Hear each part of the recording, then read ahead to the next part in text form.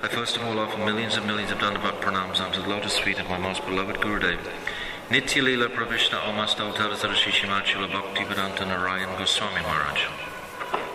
And the same again, millions and millions of times, unto the lotus feet of our beloved Nitya Leela Pravishna Omasta Uttara Sarashishimachula Bhakti Vedanta Swami Srila Prabhupada, and all the Vaishnavi devotees of the Lord, Dandavat pranams. So, what's that? From Radha Damodar. Wow, I didn't recognize it. All right, beautiful, thank you. Thank you. I need it. Any mercy I can get. Okay, so, by the mercy of Gurudev, by the mercy of Shishi Radha Gopinath and Sachinandan Gaurahari, we're working our way through this Bhagavatam. Initially I was a little ambitious, thinking that I could do one canto a day. That's, I don't think, you perhaps would have got a thread, some breadth of the consistency, but actually it's been more relishable just going into it properly. So at the end of these few days we'll have at least a very good picture and the sequence of the first canto. So we've reached the last verse of the first canto, and this is the verse that Sukadeva Goswami appears. So I just want to read through the translations and hear the words of the Bhagavatam directly.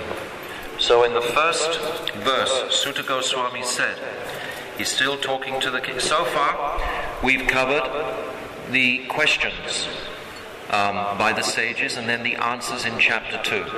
And then immediately, Sutta Goswami is explaining, putting into perspective, who is Krishna. And he explains in that third chapter about the Virat Rupa form, which is an imaginary form, and it's even described there in the translation that it's only for neophytes or beginners to imagine that the mountains, etc., are Krishna's back, his bones are what, the trees, I think, and his eyes are the sun and the moon. It's making a parallel between all of nature and Krishna's form. But that initial explanation is to give us an understanding of the personality of Krishna. The hardest thing, the most difficult thing it appears to be in this world initially is to come to a personal conception of Krishna. People just don't want to accept that. Mostly when we're out on the road speaking and we meet any general person, they can never conceive of Krishna as being a personality, even though there's personality all around us. Everywhere we look is personality. Even a building, you can say, has personality. This building has a personality compared to next door, Imlital. That has such a personality. Rup Sanatan has such a personality. How can we deny a personality in God? What to speak of our own personalities? Which two people do you know? Is there anyone in the world like Sarada? Is there another Sarada or another Vichitra? Is there another of this? No, of course not. So the variety is unbelievable. We might be saying, well, thank God. But I knew that left it wide open for somebody. Yeah. But the variety we perceive. I just had a letter a couple of days ago and someone is saying they've been reading so much Vedic literature. And are all these stories allegorical? Is everything allegorical? This is what they conceive. So immediately, this Bhagavatam is refuting that. After the questions and after the answers that Sutta Goswami is giving, what is the purpose of life? What is the purpose of our existence? What is the occupation of man? What is his duty? This is all described immediately in the second chapter. Third chapter immediately brings the personality of Krishna and all his incarnations. And then, of course, the vital ingredient of 4, 5, and 6 is Guru Tattva, between Narada and Vyasadeva. Immediately that's substantiated. So we can see this flow. And then the 7th chapter, we spoke at length about the son of Drona, Ashwatthama, and his heinous acts. So this is like captivating. This pastime, this story, is capturing the minds. I mean, it's pretty shocking, pretty wild what he did. You're talking about Brahmastras flying around in the sky and radiation and like billions of suns. I mean, it's going to captivate the minds of general people. So that's in the 7th. And then the 8th, the prayers of Queen Kunti and the birth of Parikshit. How fascinating is this? And then there's the discourse by Bhishma Dev, lying on the battlefield, showing such authority in this Srimad Bhagavatam. All the laws of mankind coming from Manu are actually presented by Bhishma Dev. If you look at a large volume of the unabridged volume of the Mahabharata, this Bhishma Parva goes on for a long time. There are so many answers that he's giving to Yudhisthira Maharaj, very in depth.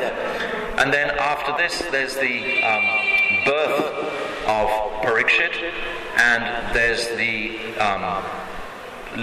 Krishna is leaving Hastinapur and he's entering Dwarka in 2 chapters. Again, this is reinforcing the personality. This appreciation of the personality is so vital. I remember when I first read the Bhagavad Gita, I couldn't accept this at all before I'd met the devotees. I couldn't accept that he was a person. It was very... So having not being able to accept personally, I can very much empathize with others who can't and try to purify that misconception now. So this is vital to appreciate. And then this is reinforced by these 2 beautiful chapters of Krishna with all his relatives. This is God himself, with his wives, with his friends, dear friends, the Pandavas, etc. This is all reinforcing this personal conception. And then there's the disappearance of Krishna himself and the lamentation that the Pandavas feel. And then they decide also to leave this world. And it's described how they go to the Himalayas and that they all go together. Draupadi also goes. And they all drop one by one. And then eventually just Yudhisthira Maharaj is left. And there's that whole pastime of them going to Swaga first, and then they're going to their spiritual destinations. And then after this, there's 3 chapters describing Parikshit Maharaj and the entrance of Kali, which we spoke about yesterday. So see the arrangement that is coming through. I think, for me anyway, it's very reassuring to see the way it's unfolding this way. The 2nd canto, when Sukadeva Goswami begins to speak, is again a prelude, in fact, because the real essential topics don't really begin until the 3rd canto.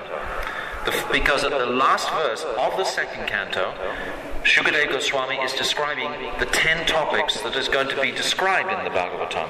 And the first is Sarga, creation, and that doesn't begin really until the 3rd chapter, the 3rd canto. So see this flow. Get to know the Bhagavatam, not just a sea of different cantos and so many chapters, but actually enter into it and see the details of each one. So I think it's been very helpful for me anyway, I hope it's been helpful for you, to go through in this much detail just the 1st canto. We haven't been describing the precepts of Bhakti Devi exclusively, but we've understood that this current of devotion is growing, it's manifesting constantly with the reinforcement of Krishna's personal attributes, which have been described extensively. And now we're coming to this 19th chapter where Parikshit Maharaj, as we described yesterday, he committed this offense to the Brahmana by putting the dead snake on his shoulder. And then his son, immature son, curses Parikshit. So now we travel on from there. So Sutta Goswami is addressing the sages still. The king, reflecting that this act was reprehensible, became very depressed. I have performed a deplorable act like an uncivilized person towards an innocent Brahmana with great power. And as I was saying the other day, how much in the 10th canto in particular, in the Dwarka Leela, from chapter, I think it's 36, 38, through till chapter 90 of the 10th canto, Krishna is demonstrating his honor towards the Brahmanas. And I was reflecting on this morning. I was remembering how Karna, he had this armor that was part of his body. It was like stuck with his skin onto his body when he took birth. And because a Brahmana approached him, it was actually Indra disguised as a Brahmana. But because he was disguised, even disguised as a Brahmana, he accepted that request, Karna, of cutting off his natural armor and giving it to this Brahmana. So this relationship between the Kshatriyas and the Brahmanas, the Kshatriyas were so, even Jarasandha. Remember when, who was it, Arjun, Krishna and Bhima, they approached Jarasandha before the Rajasuya sacrifice was about to take place. And Uddhava had advised that they go and they try and kill Jarasandha before that sacrifice take place. Otherwise, Jarasandha was a very, very powerful demon. Very powerful. And they approached him, even though they were Kshatriyas, they dressed, disguised themselves as Brahmanas. And Jarasandha recognized this. He said, you have marks of bowstrings on your shoulders, but you're dressed like Brahmanas. I can tell that you have the bodily build of Kshatriya warriors, but because you're dressed like Brahmanas, I must honor that. So we see throughout, up until this age, that the Brahmanas was so much respected. So Parikshit was horrified at what he had done. Of course, this is the covering of Yoga Maya. We understand through reading these previous 3 chapters that I read yesterday. For example, how could Parikshit be uncontrolled in his thirst and hunger? When it's described afterwards, he just sat down to fast for 7 days, when he didn't satiate his thirst, etc.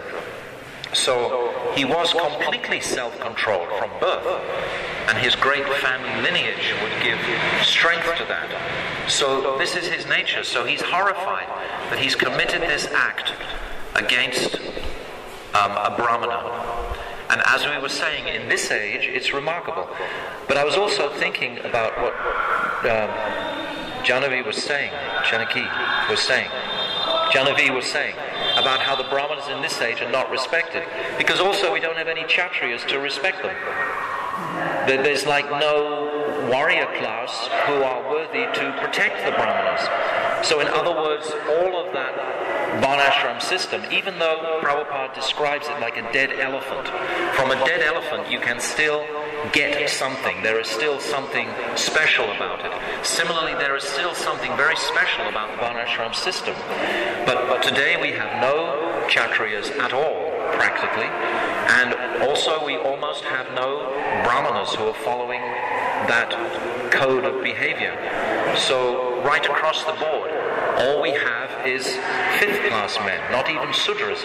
A Shudra is a very elevated person, actually. He just serves diligently the other 3 classes. But most of us today are much lower than Sudras. Today the Brahmins will say, I am Brahman, I am Brahman. Yeah, that's all they can say. Show you their dirty old thread or whatever, you know. But then you even get Brahmanas, Prabhupada describes, pulling tailor is what he said. I don't know what tailor means, but he describes in one place in Calcutta, they have these rickshaws that they pull by hand, right? And you have Brahmanas pulling these rickshaws. They've got their dirty threads on and they're pulling the rickshaws. Prabhupada describes it in his book, you know, he's shocked, he's horrified. So this is the condition of Kali. And when we appreciate the degraded nature of the age, we can start to appreciate how powerful was Parikshit Maharaj in withholding that from coming into the people's consciousnesses. Because this is where Kali infects. He infects our consciousness. Consciousness is the symptom of the soul. Consciousness is the living aspect. So to infect the consciousness of the people, to make them attracted to wealth, attracted to prostitution, intoxication, gambling, and eating flesh, to make them attracted to this, then this is Kali's job. So it's like an internal thing that we have to guard against. Of course, it's externalized by the consciousness making different, attractive things for us to come towards, but it starts in the consciousness. So Kali Maharaj had held that at bay. Because of my this is Parikshit Maharaj speaking again, and Sutta Goswami speaking, but as if it's Parikshit Maharaj. Because of my disrespect for this godly person, it is certain that unpreventable misfortune will come very soon. Let that be direct atonement for my sin in full force, so that I will not commit such a sinful act again. Now, Vishnu Chakravarti Thakur gives a very simple commentary. He says, in the misfortune should affect me directly, not my sons and others. So he's wording his language in such a way that he's giving some space for his sons not to be to take the reaction to his sinful act. This is what Srila Vishnu Chakravarti. I know that Vishnu Chakravarti Thakur was seeing all these pastimes, because some of his commentaries are just unbelievable. It's like he's right there. He's practically witnessing the way he describes. So especially in the 10th canto with the gopis, there's that beautiful dialogue, constantly this dialogue. He's right. Srila Gurudev would also do the same thing. He would also write. They're actually present there, and he's also present in these chapters.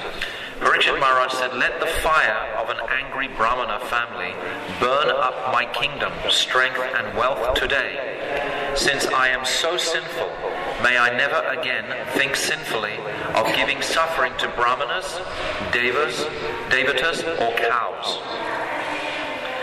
As he was thus thinking, he heard about how he would die from the bite of Takshaka, because of the curse issued by the sage's son. He considered it beneficial that soon the fire of Takshaka would be the cause of detachment from material life. How wonderful, what a wonderful devotee. It's just like it reminds us of Chitraketu Maharaj when he was cursed by Parvati. He could have counteracted that curse. Remember, he was flying in his airplane and he saw Shivji was sitting naked and Parvati was sitting on his knee in front of a whole group of sages, and he was speaking this Bhagavatam. And Chitraketu thought, how ironic, you're sitting here practically naked and your wife is sitting on your lap. So he smiled at this. He said some comment. He just said how amazing it is. And then Parvati took offense to that and she cursed Chitraketu Maharaj. And Chitraketu, he took that curse on his head. And Lord Shiva was very angry with Parvati for making this curse to his friend. This was his friend Chitraketu. That's why he spoke. God brothers, yes, they worshipped Sankarshan. They were God brothers. And they had very sweet relationships, so he was very pained at that. But then he said, look at this, is exemplifying the qualities of a Vaishnava, of a devotee, that he does not complain, even though he's unjustifiably, condemned for something. He's not complaining. Actually, he took it on his head, and then there's that amazing pastime of Vritrasura, where he takes the form of a demon, and he's preaching to Indra to kill him.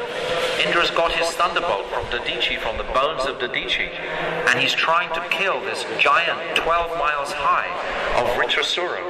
And Vritrasura has thrown Airavata, the elephant, back with Indra on it. And Indra becomes despondent. He doesn't think he can fight this huge demon. And then Vritrasura, he begins to condemn Indra for his weakness of spirit. He tells him, pick up your thunderbolt, come on, fight me. He actually wants to leave his body so that he can be in a more appropriate body to worship his Ishtadev. So there's the example, though, of accepting the curse by a great devotee.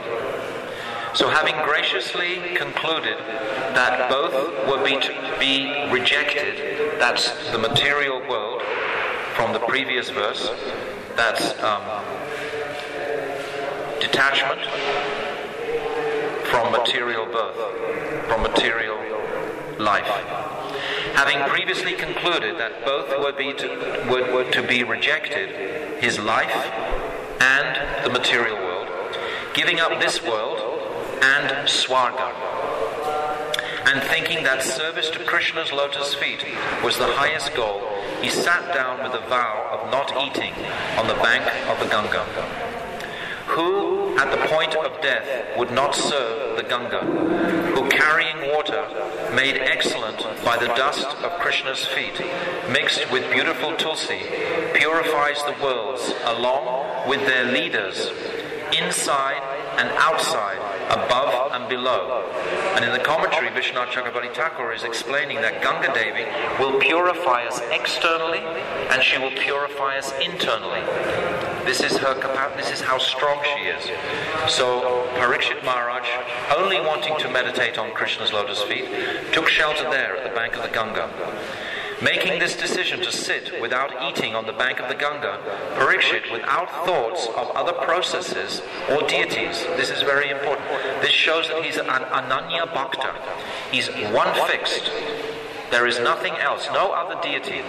So it's making us a point clearly here. Peaceful and free of all material attachments, concentrated on the feet of Mukunda. We were talking yesterday about how if we commit some offense and we beg forgiveness, we're freed from a feeling of guilt.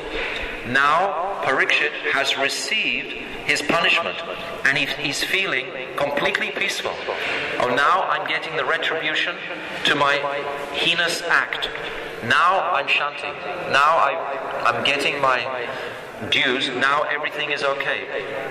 We will feel guilty unless we're actually, we receive our punishment, whatever it is. We see sometimes in the examples of devotees, they do something really wrong and they're not repentant. And we see it comes up again and again and again in their lives because they haven't made that surrender to their lower nature and it's like in the Christian thing they have the confession, right?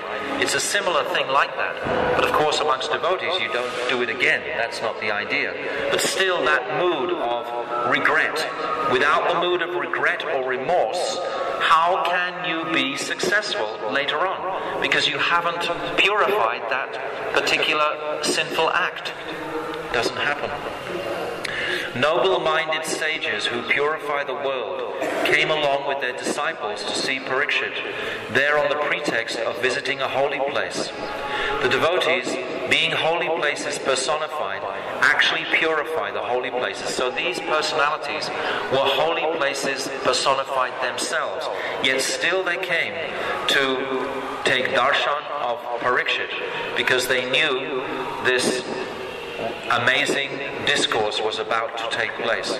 Then there's a whole list of the sages. There's Atri, Kayavan. It's all in diacritics, but the diacritics don't come out, so I can't read all the letters. Bhargu, Parashaha, Vishwamitra, Parashuram, Uttaya, Subha, Devala, Bharadraj, Gautam, Vipalad, Maitreya, Aurava, Kavan, Agastya, Vyas and Narad came there. Many of the great sages. Other exalted sages among the Devatas, sages of great penance, sages among kings and must be Aryans, also came. Welcoming the best of sages, the king bowed his head. It's described how the sages, they went into the Ganga and they came from the higher planets through the medium of the Ganga to this place in Hastinapur. When they were all comfortably seated, standing in front of them, with pure heart and folded hands, he again offered respects and inquired from them concerning what he wanted to do. The king said, "Oh, we are most fortunate among kings, since we have been qualified for mercy of the great sages. The family of kings is generally cast off at a great distance from the foot-washing place of the Brahmanas, since they are involved in impure activities." He's expressing his humility.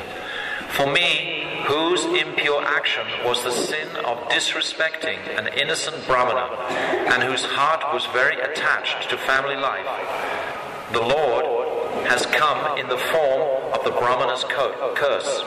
So he's condemning himself again. He's saying that he was very attached to family life, and he's again saying what his fault was.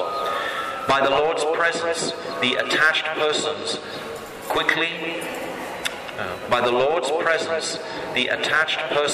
quickly becomes fearless. Again, it's glorification of Krishna. The Brahmanas and Ganga Devi should know that I am surrendered. I have dedicated my heart to the Lord. Let the snake released by the Brahmana, even if it is an impostor, bite me. Please sing topics concerning the Lord. How wonderful.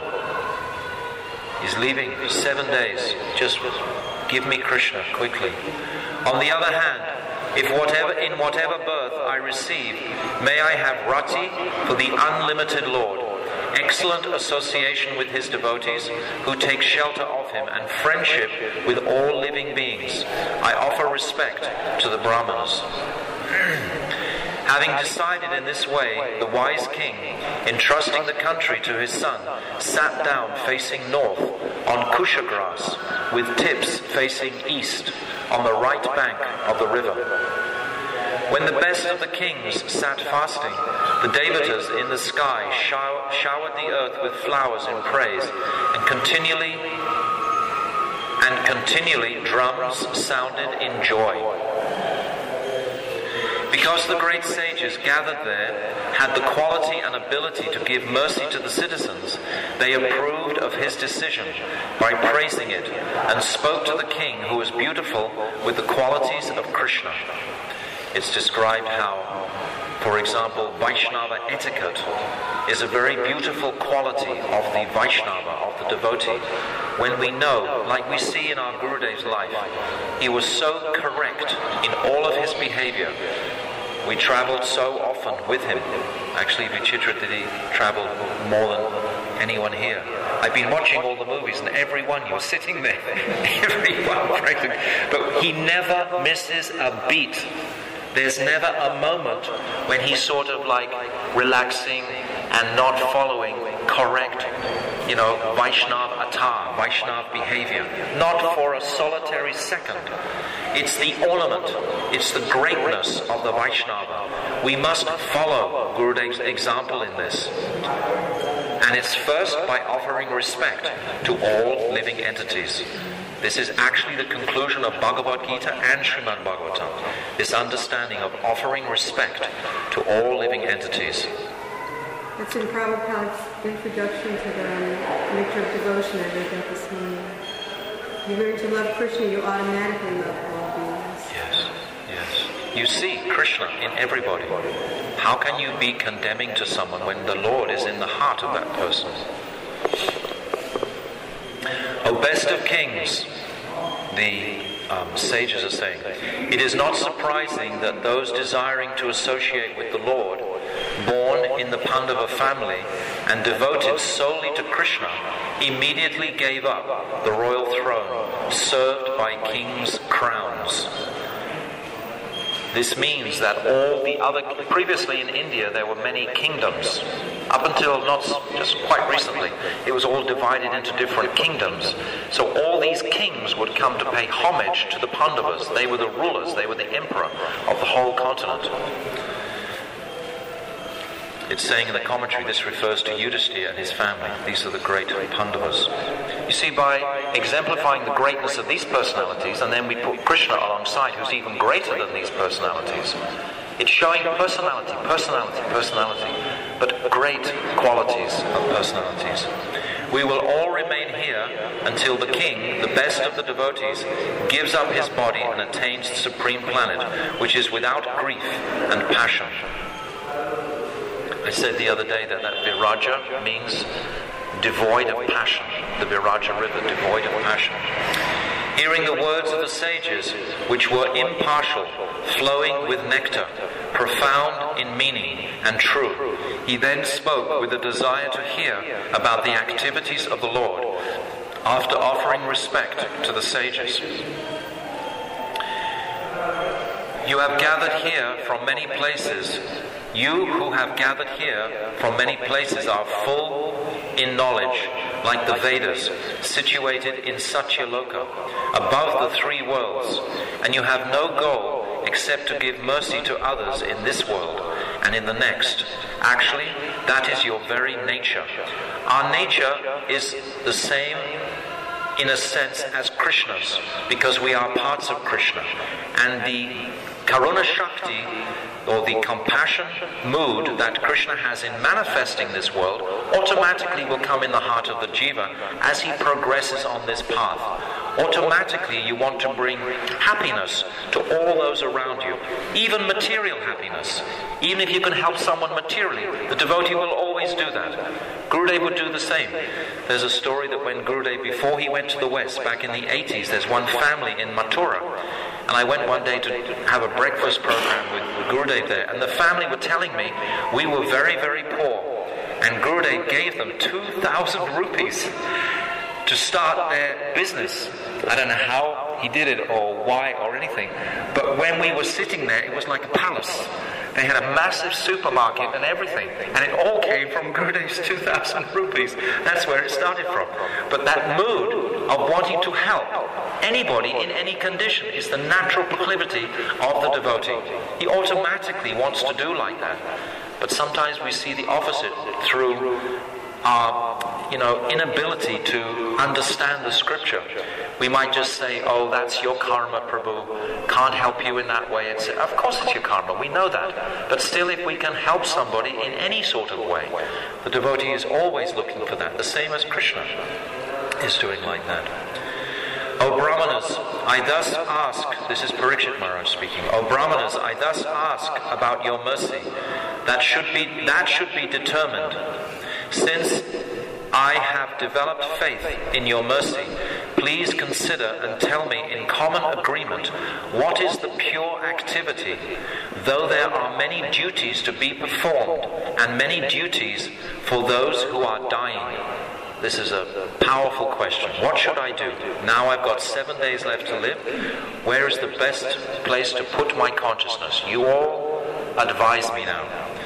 The great son of Vyasa, Sukadeva, wandering the earth as he pleased, ignoring everyone, without indications of any ashram, satisfied with his own attainment, wearing discarded cloth and surrounded by children, arrived at that time. So as soon as that question was spoken, immediately Sukadeva Goswami arrives, and it's described that actually in other commentaries how he was surrounded by just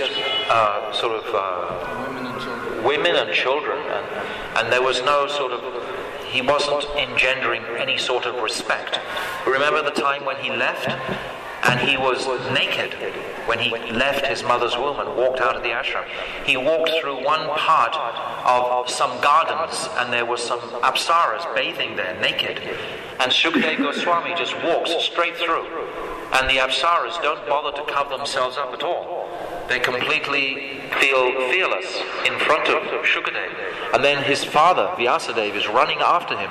And as soon as they see Vyasadeva, immediately they cover themselves up. And Vyasadeva asks, why did you cover yourself up now and not for my son? And they said, oh, he doesn't even notice gender, what's male or what's female. He's not on that platform. But Vyasadeva, of course, being in the Grihastha ashram, he was on that platform, so they covered themselves up.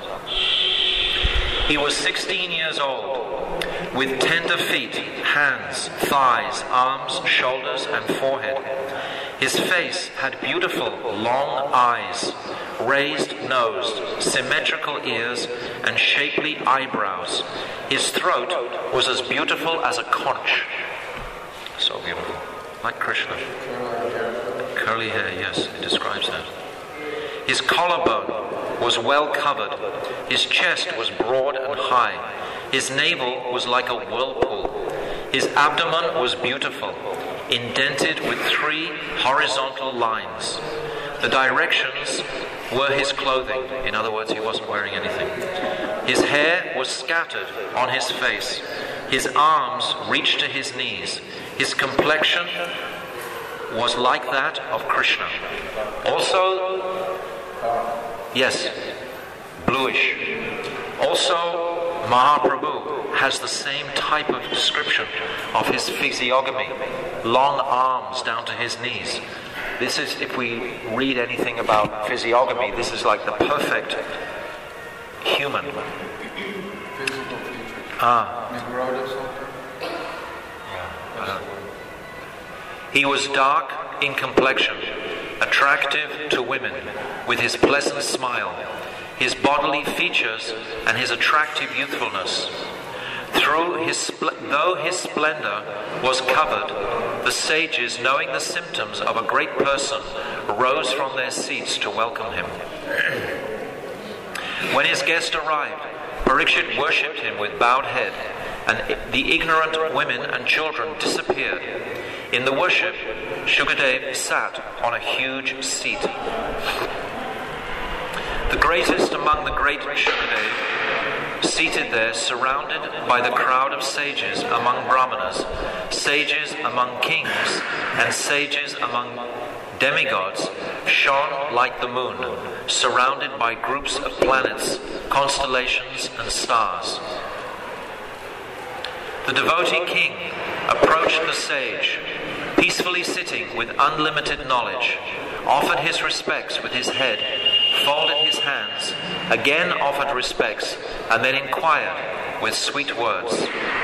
Parikshit said, "O Brahmana, today we low Kshatriyas have become respected by the saints because we have been purified by your coming as a guest out of your mercy. Simply from remembering you, men's houses even become immediately purified. What to speak of seeing, touching, washing your feet, and giving you a seat?" It's described in other commentaries that if you even just have a set of Bhagavatams in your house, all the devas will create auspiciousness for you. The Bhagavatam itself is to be worshipped as a deity.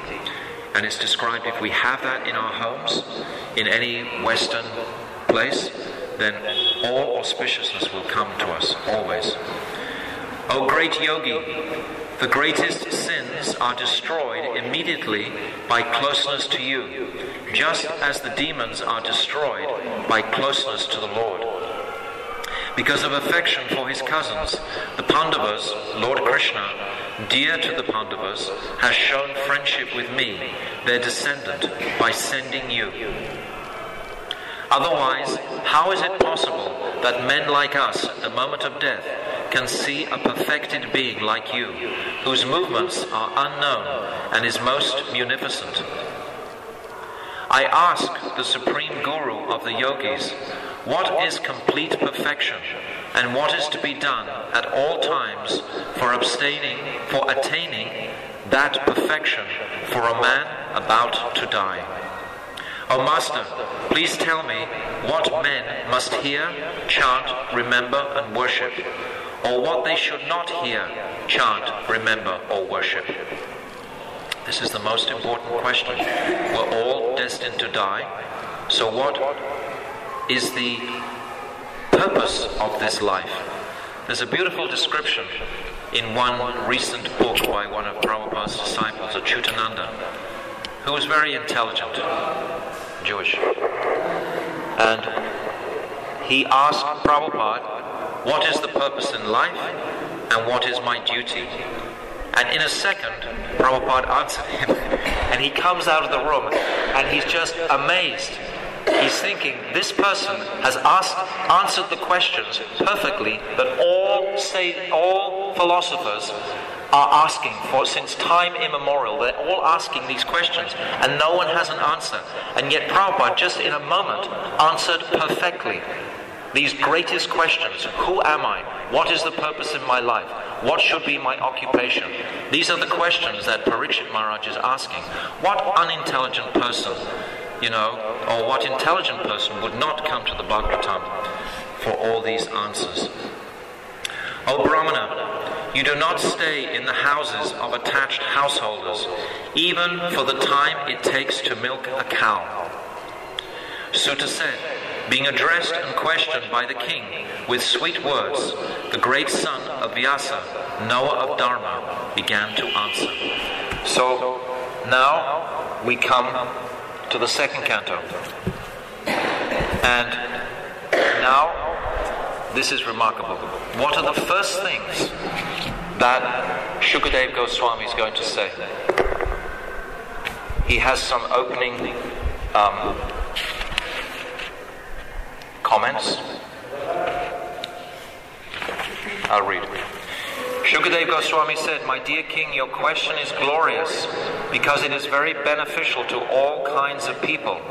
The answer to this question is the prime subject matter for hearing and is approved by all transcendentalists. Those persons who are materially engrossed, being blind to the knowledge of ultimate truth, have many subject matters for hearing in human society, O Emperor." We see newspapers are just packed with superfluous questions, etc., about how to materially be happy. Now, in the third text, he immediately begins to condemn sex life in the householder condition. Immediately, bang, straight in there. What is the highest pleasure in the material world is gross and subtle sex life. If you ever listen to the news or look at it, read it, every single item you can track back to this disease. Either someone wants to merge with another company, make more money, someone wants to control somebody else in another country, someone's jockeying for some political position. It's all about gross and subtle sex life, from top to bottom. This is the news of the day. And immediately, Sukadeva Goswami puts his finger directly on the pulse. First comment he's making to Parikshit Maharaj. The lifetime of such an envious householder is passed at night, either in sleeping or in sex indulgence, and in the daytime, either in making money or maintaining family members. This is material life. This is material life. How wonderful. This second verse in the first canto, Dharma Projita Kaitavatra Parama Nirmatsarama Shatam. It's saying this Bhagavatam is not a cheating religion. It's saying it directly how it is. And we have to be quite courageous to actually absorb this, because it will pinpoint our obstacles in attaining transcendence. It's such a gift that the Lord has given us. He's appeared himself, and he's also appeared as the Bhagavatam. As I said before, Prabhupada is saying that every page of the Bhagavatam has Krishna's footprint on it. Every page. Persons devoid of Atma Tattva do not inquire into the problems of life, being too attached to the fallible soldiers like the body, children and wife. Although sufficiently experienced, they still do not see their inevitable destruction. In other words, what is the difference between material life and spiritual life? There are many individuals claiming to be on a spiritual journey, but they don't even know the difference between what is matter and what is spirit. Everything that is matter is temporary, therefore has no value. How can it have value if it has no eternality, if it has no spirit? If we have a little taste even of the sweetness of Radha and Krishna and the spiritual reality, then anything that is material we see immediately is insignificant in value. So why should we become disturbed about various material afflictions? It's a dichotomy. It's very strange. We know all these things, and yet we become disturbed. Why do we do it? Why do we get covered over in an instant? Because we're marginal energy. Marginal means that I'm sitting in this tatashta. This is my nature. I can be influenced by Maya Devi in a second to feel, oh, this is mine. You're taking my book. Didn't you respect it enough? That means you're not respecting me, my body, etc. We just break down. So we should examine this. Sukadeva Goswami is saying immediately, attachment to the body, children and wife. First thing he's saying, O descendant of King Bharat, one who desires to be free from all miseries must hear about, glorify, and also remember the personality of Godhead, who is the Super Soul, the controller, and the savior from all miseries. This is the antidote that we've heard from the very beginning of the Bhagavatam. We've heard nothing but Krishna from the very beginning. The questions, the answers, his incarnations, his guru representatives, his pastimes, his mood of separation from his family members. We've heard all of this. It's just about Krishna, Krishna, Krishna. When we fill our consciousnesses with these thoughts, then miseries won't have any place in our hearts. The highest perfection of human life, achieved either by complete knowledge of matter and spirit, by practice of mystic powers, or by perfect discharge of occupational duty, is to remember the personality of Godhead at the end of life. But devotees used to ask, well, if that's all I have to do, why don't I just live now and enjoy like anything, and at the time of death just have a picture of God, Krishna there? Why don't I just do that? What's the answer? Someone tell me there's so many answers. Anita, tell me an answer. What do you think? Remembering at the time of death is like all the impressions of your life. Yeah. Fill up with all the material things, that's material. Yeah. Very bewildering. It must be, we can't remember how many times we've died, but it must be very confusing when you feel that you're about to leave this beautiful body that you've inhabited as long as you can remember. And all of a sudden, it's just going to be chucked on a fire and burnt. All of a sudden, it has absolutely no value.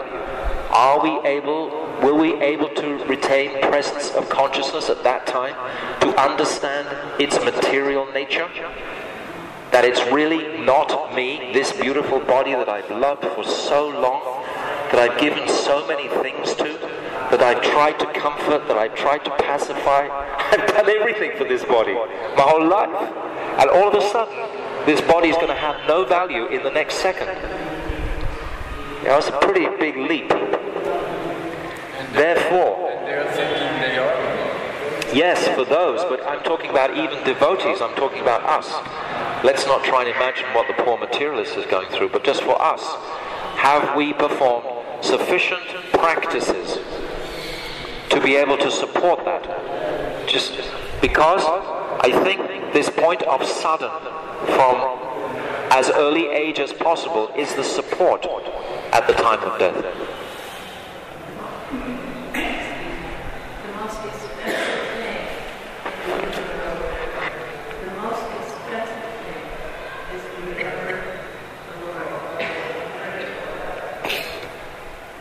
The most expensive thing, did you say? Expensive, yeah. That's the wealth. I had a friend who worked in a hospice where people die in the material world in Los Angeles some time ago. And he was telling me that every single time, like 3 days before the patient left their body, they would always start to inquire about spiritually related topics, because the soul itself knew it was about to leave the body. The material consciousness wasn't fully aware, but still these really pertinent questions were coming out of their mouth. And he saw it in so many instances that just before they left, they would start asking these, because the soul begins to illuminate the consciousness as it's about to depart. So what to speak of the devotee who's practiced and knows something of the science of the soul. He knows something what the pure soul guru looks like. He can take shelter, and so much mercy can come. We should never ever slightly be afraid of this. What should we be afraid of? Destiny will take our lives when it's meant to. You can't maintain for a second longer than the number of breaths we have allotted to us. So why should we be remotely fearful? We are fearful. What's that?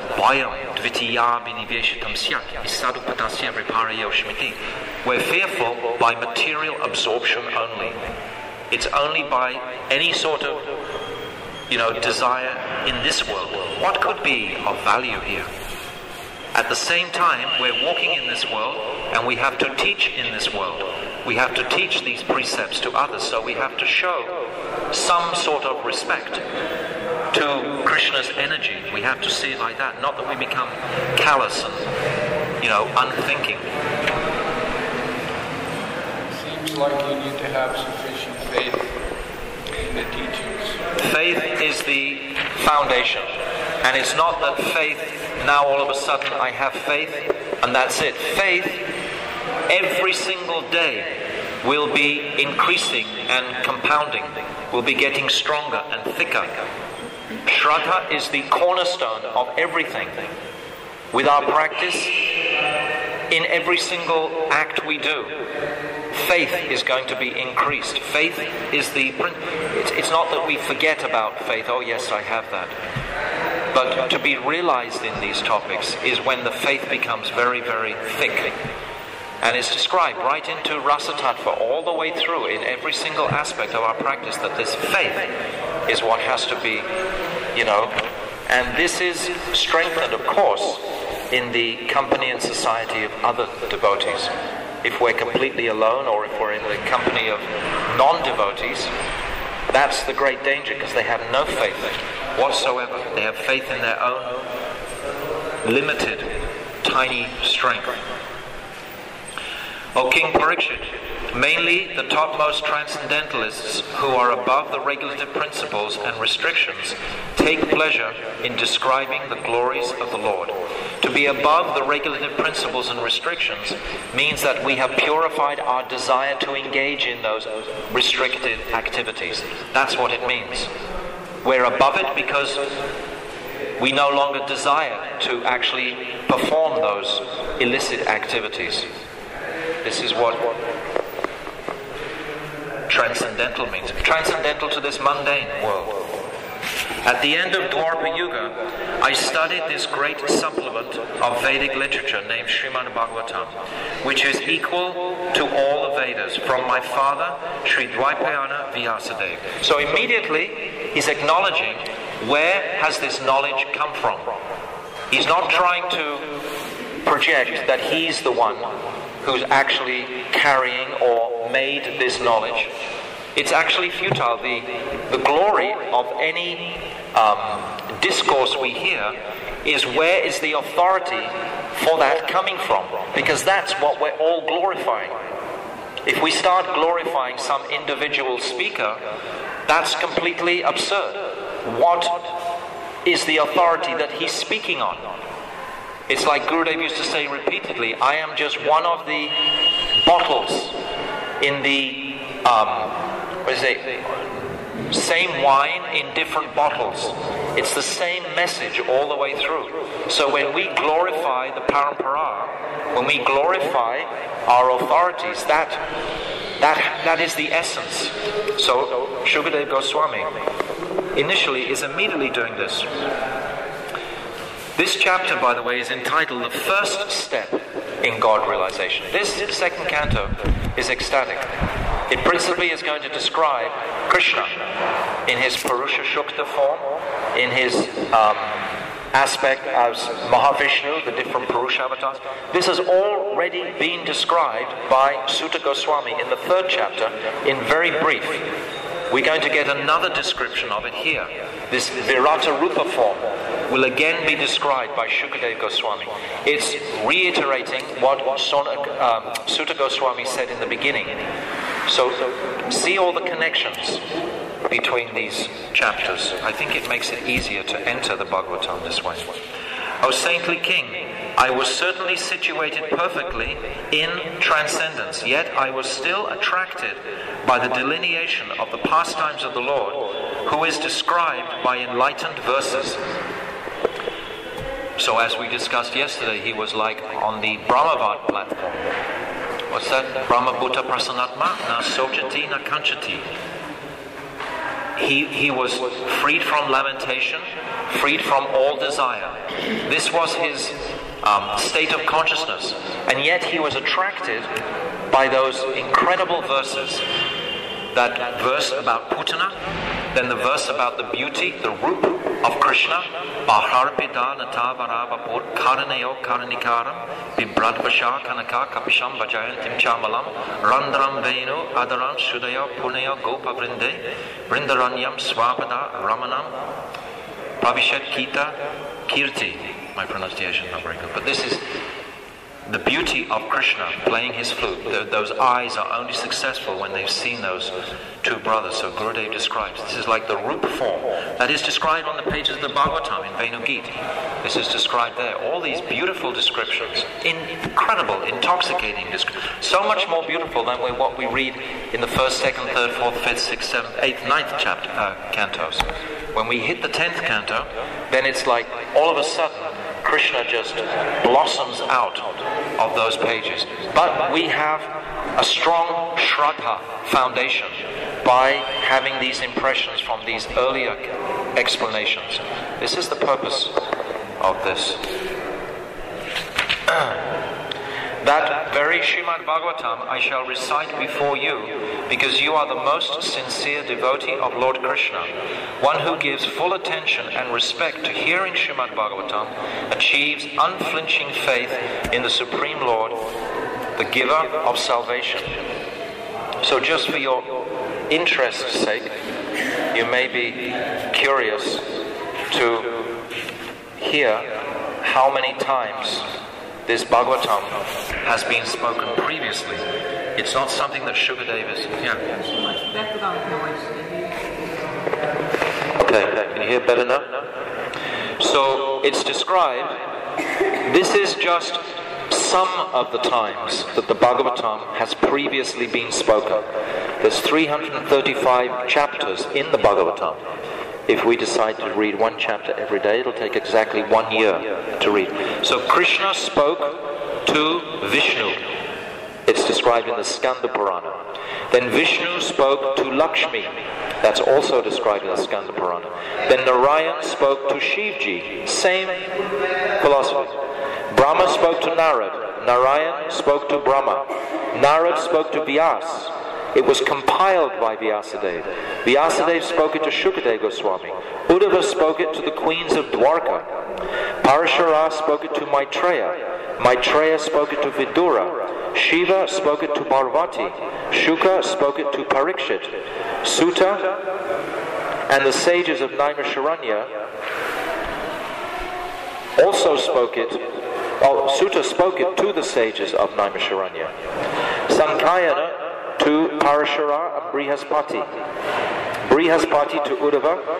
Lord Sankarshan spoke to the 4 Kumaras. The 4 Kumaras spoke to Sankhya Muni, and Gokarna's brother Dundakari also spoke. So these are just some of the times that the Bhagavatam has been spoken in the past. It seems like when it was first spoken, and all of a sudden, like it goes to the present. Goes what?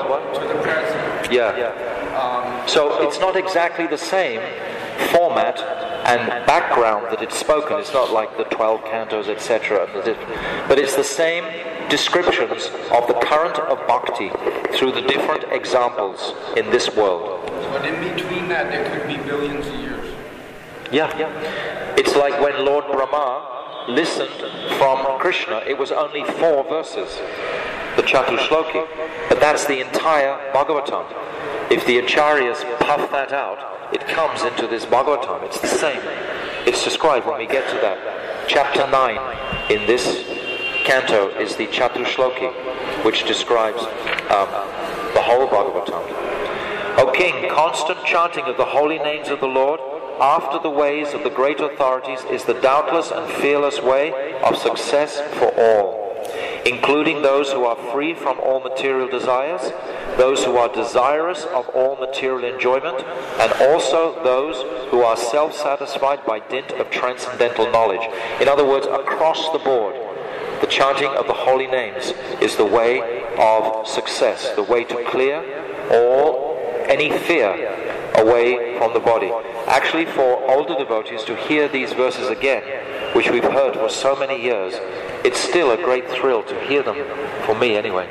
to hear them again and again and again. The same translations we've heard for so many years. But still the words, because they're eternal, it's an eternal scripture. It never ever diminishes. It doesn't matter how many times we hear it. Because it touches the soul. These words have the power to, because they're empowered by a pure devotee. This edition is by Bhaktivedanta Swami Prabhupada. We can read by Srila Vishwanath Chakravarti Thakur and so many commentators, Sridhar Swami, Jiva Goswami, Krishnadas Kaviraj, Bhaktivinoda Thakur. They've all commented on the Bhagavatam. And if we read their translations, their collections, we will be infused with this potency. Huh? What? It seems like when we've become more familiar with the Shastra, that it recommends chanting is like the most powerful way and most potent way to free yourself from materialism. So, but in the Bhagavatam here, he's asking Sukadeva Goswami, what is the best thing? And he says to hear. To sit down, chant, and hear. Chant. But he didn't say chant. He's saying here. He's saying chanting. Hearing and chanting in this respect are the same. When you're hearing the glories of the Lord, and then your whole mind is chanting the glories of the Lord because you're hearing the glories of the Lord. If the speaker's not speaking anymore, then you're still chanting. We relate chanting with simply our japa mala. But chanting the glories of the Lord is to glorify the Lord, is to talk about Harikatha, to sit and listen. There are verses very soon actually where it's saying that if you listen to this Bhagavatam each day, this is non-different. This is chanting. It's the same principle of remembering Krishna. It's the same principle. Actually, what I wanted to briefly mention today was what we spoke a little bit at the beginning, this understanding of the jiva's identity in this material world and actually why we are here. This is actually Jiva Tattva, which Sukadeva Goswami touches on very briefly. But I wanted to read to you a very beautiful essay by Srila Bhaktisiddhanta Saraswati, and we will get great enlightenment from this about why the general people are mostly impersonalists, why most of us were impersonalists previously. Even Sukadeva Goswami has described himself as a Brahmavad. This doesn't mean impersonalist, the same, but it's not directly about Krishna. So let me just read this to you because I think you will all appreciate it. This is by Srila Bhaktisiddhanta Saraswati. He says, before acquiring material designations, that means a body, the living entity is supremely pure. Even though he is not engaged in serving the Supreme Lord, he remains situated in the neutral position of Shantaras due to his marginal nature. This is the third sort of jiva. I actually just heard today that ISKCON have very kindly published my narration of Jaiva Dharma under their own name. They've got my audio and it's by Dhruva. And I've sent it to you to examine the link and see whether we have to blow them out of the water or just be happy that they're listening to Gurudev's Jaiva Dharma. And I've told them to check this chapter 16 if they haven't doctored it. If they've doctored it, we'll blow them out of the water. And if they have left, the jiva is manifesting from the tatashta, then let them have it. What's the problem, you know? But it's quite outrageous what they do. Anyway, so he remains situated in the neutral position of Shantaras due to his marginal nature. Though the living entity, born from the marginal potency, does not at that time exhibit a taste for serving the Lord due to a lack of knowledge of self-realization, his direct propensity of serving the Supreme Lord nevertheless remains within him in a dormant state. In other words, our spirit soul is within this neutral place. It's a spiritual world, tatashta. It's a spiritual atmosphere, but we're not with Krishna. And we have this marginal tendency at that time. It's kind of like the Brahman. We don't want to go and serve Krishna, and we don't want to come into the material world.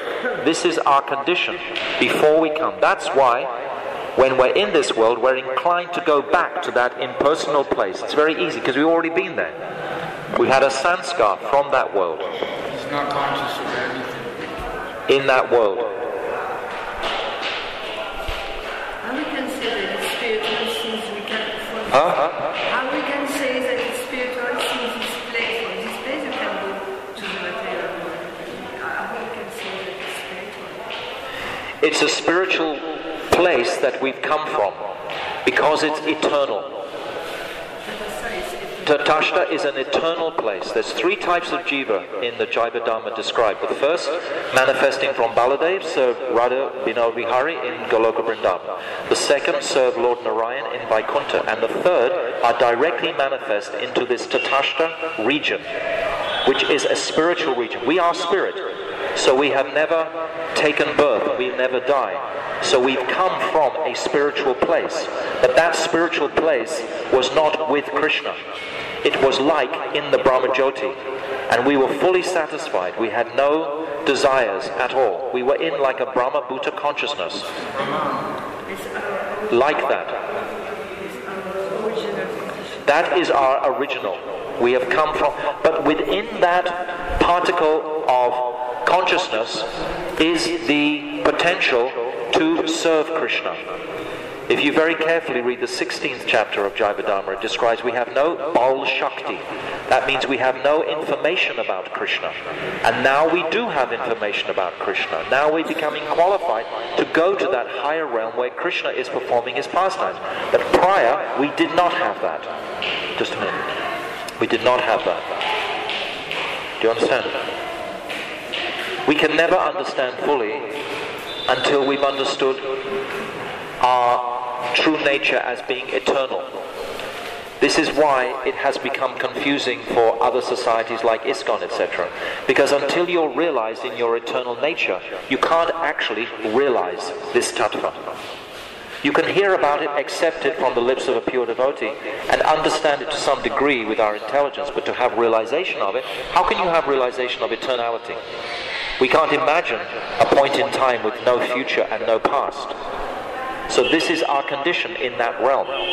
We're in that realm with no past and no future, like tiny little atoms, and then we get thrust out of there due to our indifference, is what Bhaktisiddhanta Saraswati is saying.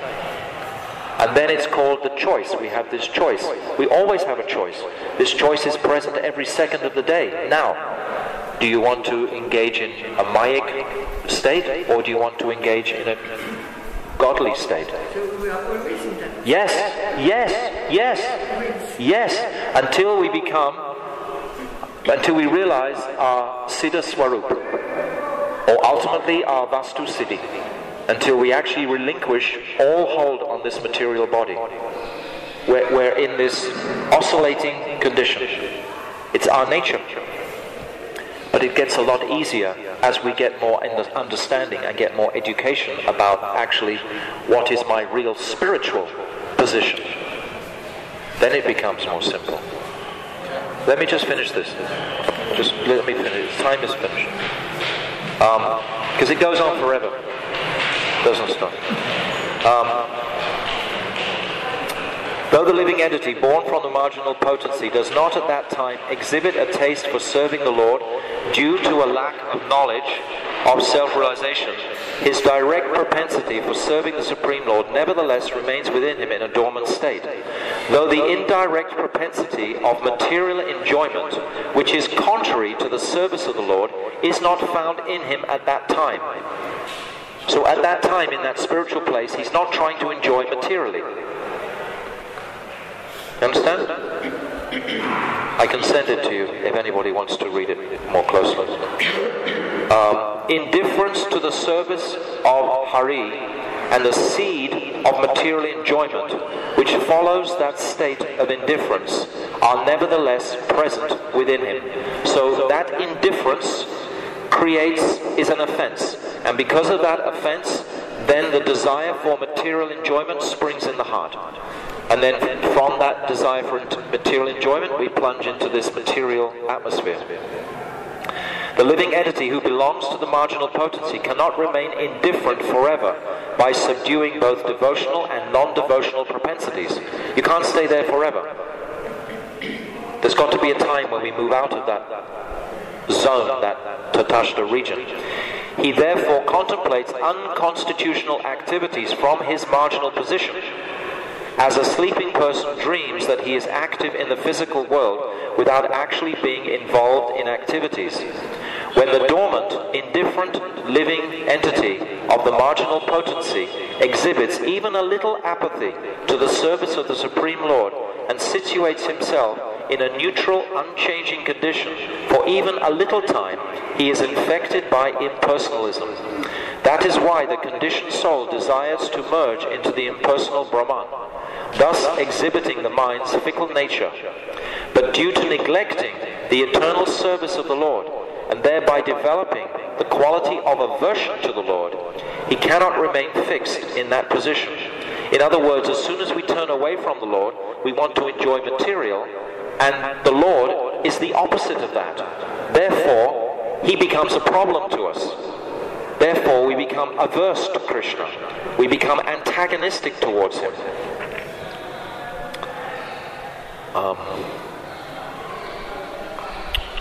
In this way, aversion to the Lord breaks his concentration of mind and establishes him as the master of this world of enjoyment.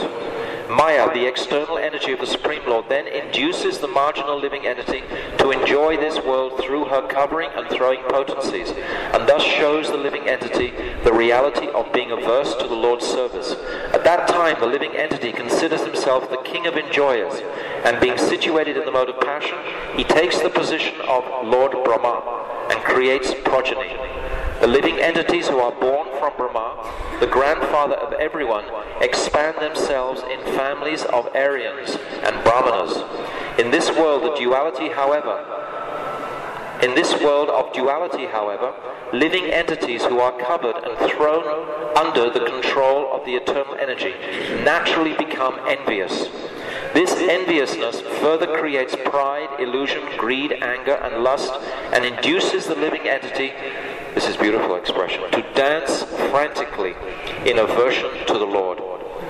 We're frantically dancing in aversion to the Lord in this material world. How graphic is that? All doing all these material activities. It's like a dance. We're frantic with it too. We go crazy with it. Yes, I'm free. At that time they forget both that they were born from grandfather Brahma and the Lord's instruction of the Vedas. So that's why Sukadeva Swami has manifested for the sake of the whole world through the pages of his divine instructions in the Srimad Bhagavatam.